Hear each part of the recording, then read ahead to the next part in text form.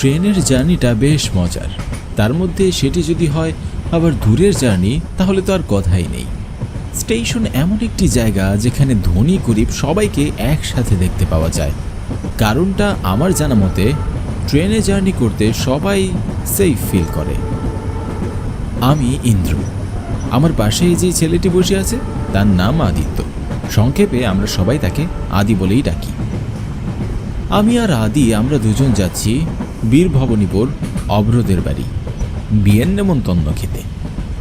আমি আদি আর অভ্র আমরা তিনজন খুব ভালো বন্ধু, যাকে বলে জিগরি দোস্ত। কাল অভ্রর ছোট বোন চিত্রার বিয়ে। অভ্র অনেক জোর করছিল, তাই আর না করতে পারিনি। তাছাড়া শহর থেকে গ্রামের পরিবেশটা অনেক দিন দেখা হয়নি, তাই আমি আর আদি যাচ্ছি বীরভবানীপুর। কলকাতা স্টেশন থেকে বীরভবানীপুর স্টেশন প্রায় 3 থেকে 4 ঘন্টার পথ। অভ্রের মুখে বীরভবানীপুর গ্রামটি নিয়ে অনেক প্রশংসা শুনেছি। গ্রামটি দেখতে নাকি বেশ সুন্দর। তবে অভ্র আরও একটি কথাও বলেছিল। অভ্র বলেছিল তাদের গ্রামে নাকি মাঝে মধ্যেই মানুষের কাটা মাথার লাশ পাওয়া যায়, কিন্তু কে মারে বা কিভাবে লোকগুলো মারা যায় তার রহস্য এখনো উদ্ধার করা হয়নি। বিষয়টি বেশ কৌতূহলী। যাকগে, আমরা তো সেখানে নতুন আশা করছি আমাদের সাথে নিশ্চয়ই কোনো কিছু হবে না। ট্রেনের জানালা দিয়ে বাইরে দেখতে দেখতে এসব কথাই ভাবছিলাম আমি। এমন সময় আদি আমার ভাবনার ভিতরে ছুরি চালিয়ে দিয়ে বলল, রে বাইরে তাকিয়ে কি এত ভাবছিস বলতো? কিছু না রে, কিছু না। আচ্ছা আদি, তুই অভ্রের বাড়িটা চিনতে পারবি তো? কারণ আমি চাইছি না বেচারার বোনের বিয়ে এত কাজ রেখে আমাদের স্টেশনে নিতে চলে আসো। আরে হ্যাঁ রে হ্যাঁ, আমি ঠিকানাটা ভালো করে জেনে নিয়েছি। আর তাছাড়া বিয়ে বাড়ি বলে কথা, গ্রামে যে কাউকে জিজ্ঞেস করলেই বলে দিতে পারবে। তা অবশ্য তুই ঠিকই বলেছিস। আমি এর আগে কোনোদিন কোনো গ্রামে ঘুরতে যাইনি। অভ্রর বাড়ি গিয়ে সবার আগে খুব করে গ্রামটি ঘুরে দেখব। বিয়েতে আমরা আর কি করব বলতো? আমি তো যাচ্ছি ভ্রমণের উদ্দেশ্যে, আদির গ্রামটি দেখতে। আমিও তো তোর সাথে একই মত।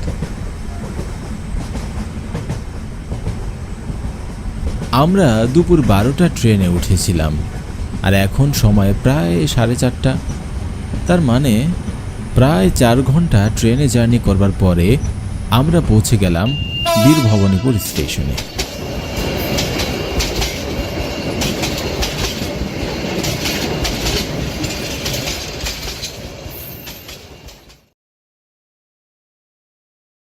ট্রেনটি আমাদের নামিয়ে দিয়ে আবার ঝিকঝিক শব্দ করে চলতে শুরু করলো। পুরোটা স্টেশন জুড়ে আমরা দুজন ছাড়া আর কেউই নেই। এমনকি ট্রেন থেকে কাউকে স্টেশনেও নামতে দেখলাম না। আশেপাশে তাকিয়ে দেখলাম কোনো বাড়ি ঘরও চোখে পড়ল না।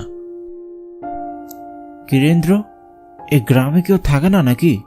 আশেপাশে গাড়ি তো দূরের কথা, কোনো মানুষজন তো দেখতে পাচ্ছি না। তাই তো দেখছি। আচ্ছা চল সামনে গিয়ে দেখি যদি কোনো গাড়ি বা মানুষের দেখা মিলে। আমরা দুজনে গ্রামের কাঁচা মাটির পথ ধরে সামনে হাঁটতে লাগলাম।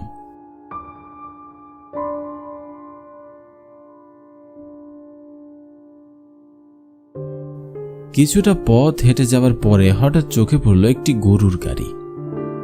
সারা জীবন বইয়ে পড়েছি গরুর গাড়ির কথা, এই প্রথম সামনাসামনি নিজের চোখে দেখলাম।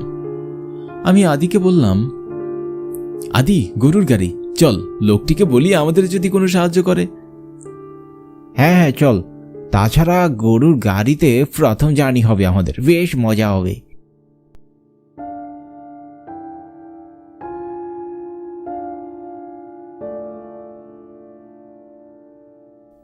শুনছেন, আমরা বীরভবানীপুরের পূর্বপাড়া যাব একটা বিয়ে বাড়িতে। আপনি কি আমাদের সেখানে নিয়ে যেতে পারবেন?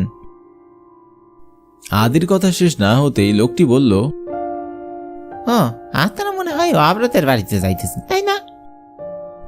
হ্যাঁ হ্যাঁ, আপনি অভ্রকে চেনেন? শুধু চিনি না, ভালো করেই চিনি। অব্রতের বাড়ির পাশে আমাদের বাড়ি, সে সম্পর্কে অব্র আমার ভাইপো হয়। ও আচ্ছা আচ্ছা, তাহলে তো ভালোই হয়, চলুন তাড়াতাড়ি যাওয়া যাক।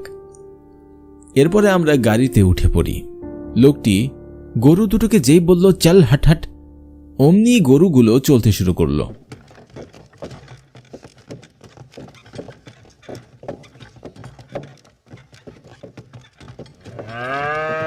প্রথমবার গরুর গাড়িতে যেতে বেশ মজা লাগছিল আমাদের। অব্রের গ্রামের পরিবেশটা বেশ সুন্দর। রাস্তার দুপাশে মানুষের বসতি বাড়ি, আবার মাঝে মধ্যে ঘন ঝোপঝাড়ে ভরা আবার ফসলি জমি, সব মিলিয়ে বেশ মজাই লাগছিল।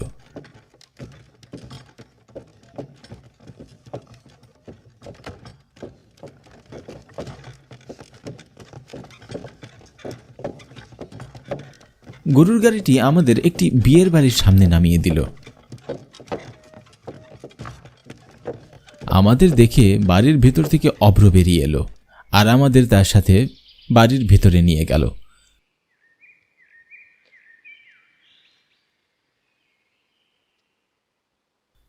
অভ্রের বাড়ির ভিতরটাও বেশ সুন্দর। গ্রামের বাড়ি হলেও বাড়িটা বেশ সাজানো গোছানো। বিয়ে বাড়িতে এখনও তেমন কোনো মানুষজন আসেনি ঠিকই, হয়তো রাতে আসতে পারে। অভ্র আমাদের জন্য আলাদা একটি ঘরের ব্যবস্থা করে দিল, যাতে আমাদের এখানে থাকতে কোনো অসুবিধা না হয়। ছেলেটা বেশ সম্মান ও আপ্যায়ন করছে, হয়তো ওদের বাড়িতে প্রথমবার এসেছি বলে। বন্ধু, তোরা এখানে বিশ্রাম কর, তো কোনো সমস্যা হলে আমাকে ডাকবি, আমি বাইরে আছি। বুঝতেই তো পারছিস বাবা নেই, তাই সব দায়িত্ব আমার কাঁধের উপর। তোরা কিছু মনে করিস না, কাল বিয়েটা হলে আমি তোদের গ্রামটি বেশ ভালো করে ঘুরিয়ে দেখাবো। আরে তুই একদম চাপ নিস না ভাই, আমরা দুজন তোর অবস্থা বুঝতে পারছি। আর শোন, আমরা একটু পরে বাইরে যাব, বাড়ির ভিতরে হালকা একটু বোরিং লাগছে। তুই আমাদের নিয়ে চিন্তা করিস না, আমরা ঠিকঠাকই থাকবো। আচ্ছা, তাহলে সাবধানে যাস। আর হ্যাঁ, ভুলেও রাত করবি না, তাড়াতাড়ি বাড়ি ফিরে আসবি। আশেপাশের পরিবেশটা খুব একটা ভালো নয়। কথাটি বলেই অভ্র ঘর থেকে বেরিয়ে গেল। এর বেশ কিছুক্ষণ পরে আমরাও খানিকটা বিশ্রাম সেরে বেরিয়ে পড়লাম গ্রাম দেখতে।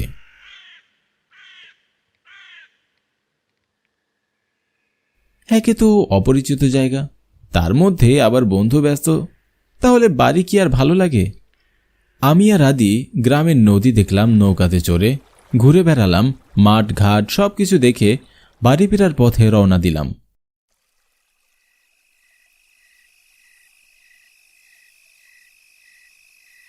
পথেই দেখি একটি চায়ের দোকান। মনে মনে ভাবলাম এক কাপ চা খেয়ে তারপর বাড়ি যাই।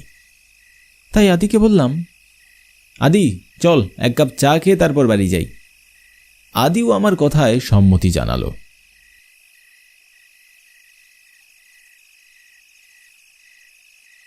দুজনে 2 কাপ চা নিয়ে একটা চুমুক দিয়ে বেশ অবাক হলাম। এটা তো চা নয়, অমৃত। আমি আমার জীবনে এমন সুস্বাদু চা খাইনি। এমন অজপাড়া গায়ে এসে যে এমন স্বাদের চা পাবো সেটা তো কখনোই ভাবিনি। দোকানের চেহারা দেখে কেউ বলতেই পারবে না তার হাতের চা এত ভালো। যাই হোক, হাতের চাটা শেষ করে ঘড়িতে তাকিয়ে দেখি রাত 8টা বাজে। হঠাৎ করে আকাশটা যেন কালো মেঘে ছেয়ে গেল। দেখে আন্দাজ করাই যাচ্ছে খানিক বাদে ধুম বৃষ্টি নামবে। আমি তখন আদিকে বললাম, আদি তাড়াতাড়ি উঠ, যেতে হবে, যে কোনো সময় বৃষ্টি নামতে পারে, আর অনেকটা রাতও হয়ে গিয়েছে, অব্র আবার চিন্তা করতে পারে।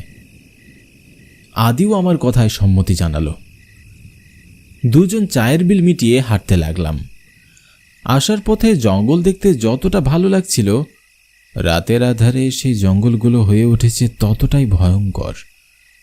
রাস্তার পাশের ঝিঝি পোকাগুলো অনবরত ডেকেই চলেছে, আর মাঝে মধ্যে ঝোপঝাড় থেকে ভেসে আসছে শিয়ালের ডাক। কেন জানি ভিতরে বেশ ভয় করছে। কে জানে রাতে কোনো জন্তু জানোয়ার বের হয় কিনা। এরই জন্য মনে হয় অব্র বলছিল রাতে বাড়ির বাহিরে না থাকতে। এমন সময় হঠাৎ ঝমঝম করে বৃষ্টি নামল। বৃষ্টির মধ্যে কোথায় দাঁড়াবো ভাবতেই সামনে তাকিয়ে দেখি একটি ক্লাব ঘর। আমি আর আদি ক্লাব ঘরের দিকে দৌড় দিলাম। ক্লাব ঘরের ভিতরে ঢুকতেই হঠাৎ ক্লাব ঘরের দরজাটি আপনা আপনি বন্ধ হয়ে গেল। বিষয়টিতে আমি বেশ অবাক হলাম। কোথাও কোনো বাতাসের ছিটেফোঁটা নেই, তাহলে দরজা বন্ধ হলো কি করে?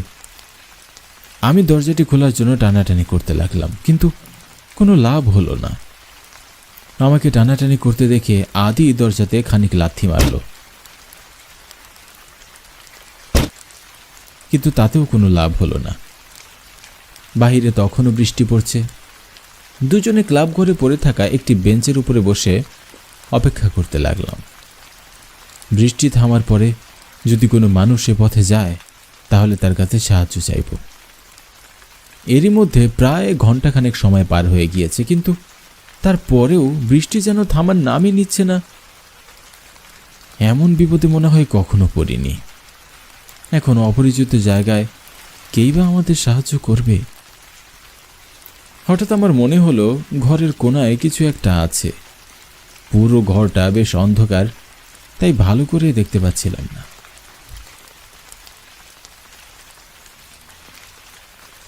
একটু ভালো করে দেখতেই বুঝলাম সাদা কাপড় পরা একটি মেয়ে কাটা একটি মানুষের মাথা কোলে নিয়ে বসে আছে। বিষয়টি নিশ্চিত হবার জন্য আমি যখন আদিকে বললাম, আদি দেখ ওই কোণাটায় ওই মেয়েটা কে? আদি সেদিকে তাকাতেই মেয়েটি কোথায় যেন হারিয়ে গেল। তখন সেখানে আর কাউকে দেখতে পাওয়া গেল না। কোথায় মেয়ে? এখানে তো কেউ নেই। আমি ভয়ে তখন থেকে এদিক সেদিক দেখছিলাম। হঠাৎ আমি আদির দিকে তাকিয়ে দেখি আদি একটা ছুরি দিয়ে নিজের গলা কেটে দেহ থেকে মাথা আলাদা করে ফেলল। আমি যেন কিছু বলার শক্তি হারিয়ে ফেলেছি। মুখ দিয়ে কোনো কথাই বের হচ্ছে না, শুধু হা করে তাকিয়ে তাকিয়ে সব দেখছিলাম। আদির কাটা মাথাটি আমার সামনে পড়ে রইল, আর আদির দেহটি আমার পাশে বসে আছে। আদির কাটা মাথাটি মাটিতে পড়ে হাসছিল। কি বিকট তার হাসির আওয়াজ! আমি যেন সহ্য করতে পারছিলাম না। আমি নিজেকে আর ঠিক রাখতে পারলাম না।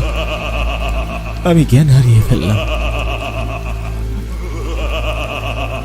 এরপর কি হলো আর বলতে পারি না। পরের দিন সকালে জ্ঞান ফিরে দেখি আমি অভ্রের বাড়িতে।